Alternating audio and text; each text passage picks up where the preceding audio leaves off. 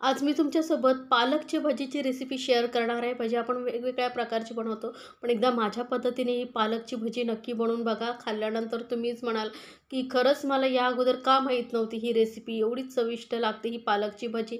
बनवायला सोपी आहे आणि तुम्ही कोणालाही खायला घातलात ना ही भजी, तरी म्हणतील खरंच खूपच छान झाली आहे. अगदी थोड्या 5 मिनिटामध्ये तुम्ही ताटभर जरी भजी बनवलं, तरी लगेच पचतं होईल. कुठल्याही सॉसबरोबर किंवा चटणीबरोबर किंवा असंही खाऊ शकता.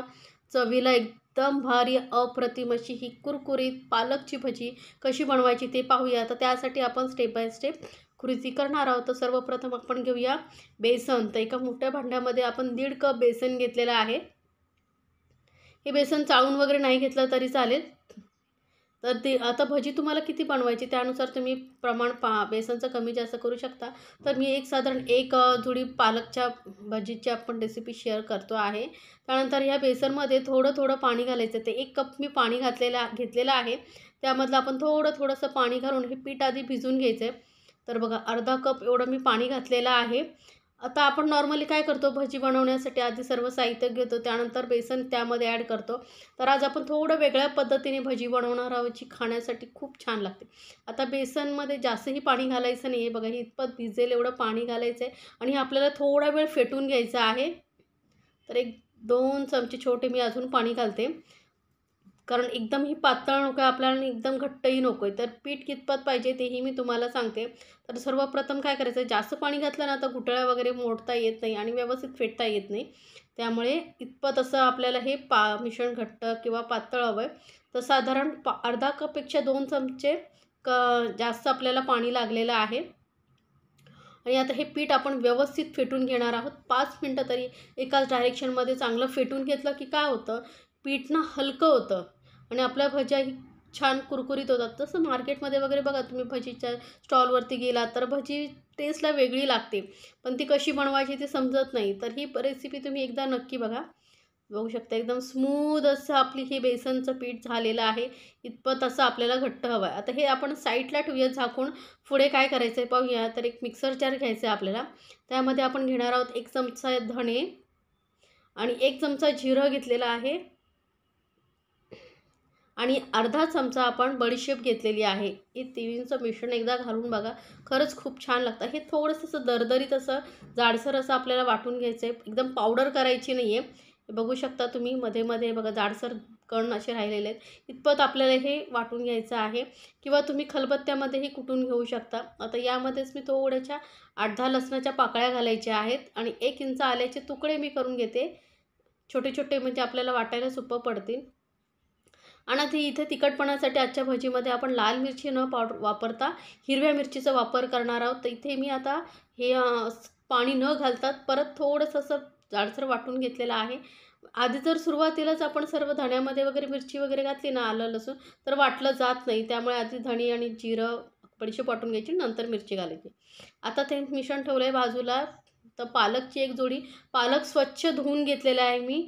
स्वच्छ धुवून चाळणीवरती निथळून ठेवायचं आहे, म्हणजे त्यातलं सर्व पाणी निघून जातं. आणि जे मोठे देठ असतात ना जाडसर, ते काढून टाकलेले. छोटे छोटे देठ असतील ते घेतलात तरी चालेल.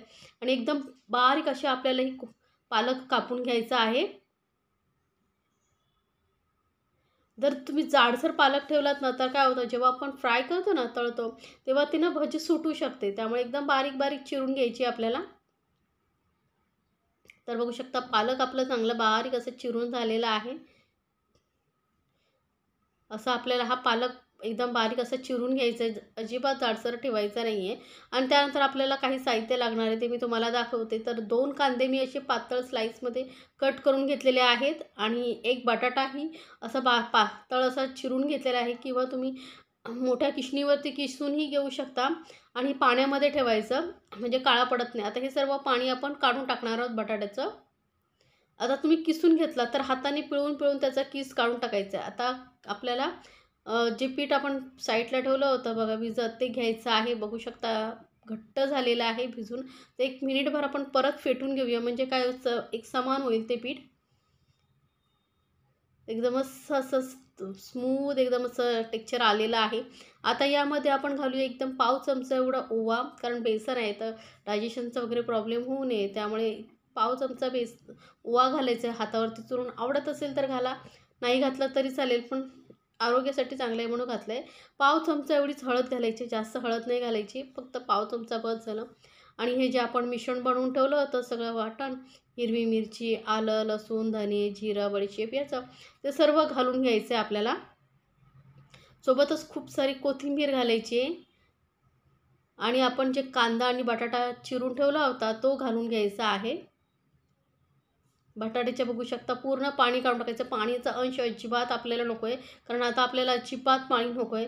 जर काय होतं माहिती आहे, बटाटा आणि याला स्वतःचं परत पाणी सुटतं, त्यामुळे मिश्रण पातळ होऊ नये म्हणून अजिबात आपण आधी पाणी हे घालायचं नाही आहे.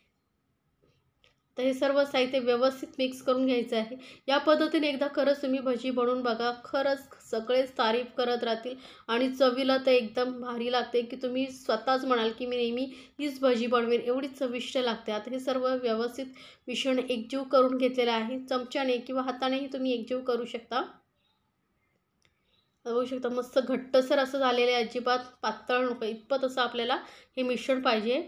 त्यानंतर आता हे 5 मिनटं आपण झाकून ठेवूया, म्हणजे काय होईल, यामध्ये कांदा, बटाटा वगैरे जे घातलं आहे ते व्यवस्थित मुरले जातील बेसन पिठामध्ये. तर 5 मिनटं झालेली आहेत, बघू शकता मस्त असं आपलं हे बॅटर चांगलं सेट झालेलं आहे. असं आपल्याला हे बॅटर हवं आहे, व्यवस्थित सेट झालेलं, म्हणजे आपण यामध्ये जे मिरच्या वगैरे घातल्या आहे त्याचा सर्वांचा फ्लेवर बेसनमध्ये उतरलेला आहे. त्यानंतर आता आपण ह्या भजीला चांगलं मार्केटसारखं टेक्स्चर येण्यासाठी पाव कप एवढं घालणार आहोत तांदळाचं पीठ. तांदळाच्या पिठाने एकदम भजी अशी खुसखुशीत होते. चवीनुसार घालूया मीठ. आता तांदळाचं पीठ नसेल तर कॉर्नफ्लोअर घातला तरी चालेल पाव चमचा. आणि 2 पिंच एवढेच आपण यामध्ये बेकिंग सोडा घालणार आहोत, म्हणजे भजी आपली आत बाहेरून एकदम कुरकुरीत आणि आतून अशी सॉफ्ट अशी जाळीदार होते. जास्त घालायचं नाही, नाही तर तेलकट होईल भजी. त्यामुळे फक्त 2 पिंच एवढाच घालायचा आहे.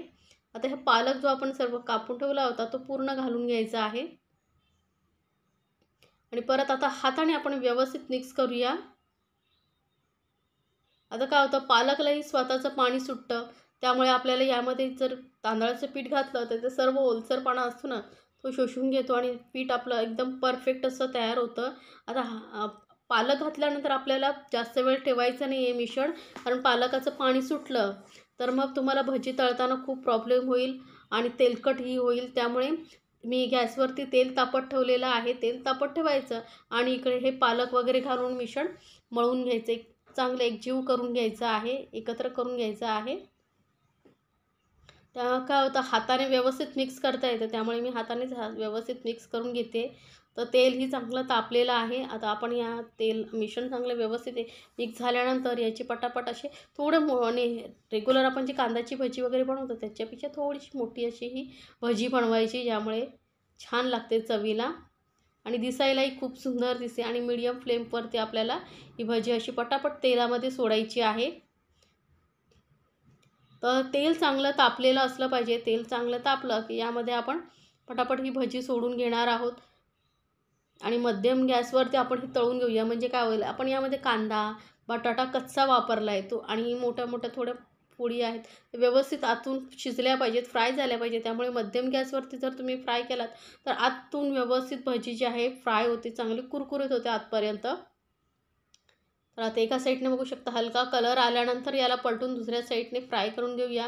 त्यामुळे सतत याला अलटत पलटत राहायचं नाही, व्यवस्थित आधी एका साईडने फ्राय होऊ द्या, नंतर पलटून दुसऱ्या साईडने फ्राय करा. म्हणजे काय होईल, भजी आतपर्यंत व्यवस्थित फ्राय होते. नाहीतर तुम्ही सारखे अलटत पलटत राहिलात ना तर भजी बाहेरून फ्राय होते पण आतून कच्ची राहते.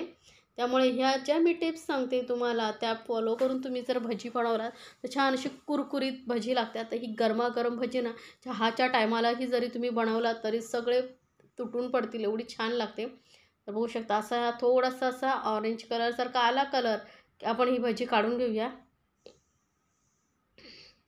गरमागरम भज्या मी सर्व काढून घेते. तर बघू शकता आपल्या मस्त अशी गरमागरम कुरकुरीत पालक भजी तयार झालेली आहे. तर ही रेसिपी तुम्हाला कशी वाटली मला कमेंट्समध्ये सांगायला विसरू नका आणि रेसिपी आवडली तर चॅनलला लाईक्स, कमेंट्स आणि सबस्क्राईब करायला विसरू नका. सोबतच बेल आयकॉनवरती नक्की क्लिक करा, म्हणजे माझ्या नवीन रेसिपीची नोटिफिकेशन लगेचच तुमच्यापर्यंत पोहोचेल. तर बाहेरून कुरकुरीत आणि आतून सॉफ्ट अशी भजी आपली तयार आहे. तुम्हीही बनवा आणि आपल्या फॅमिलीसोबत एन्जॉय करा गरमागरम पालक भजी.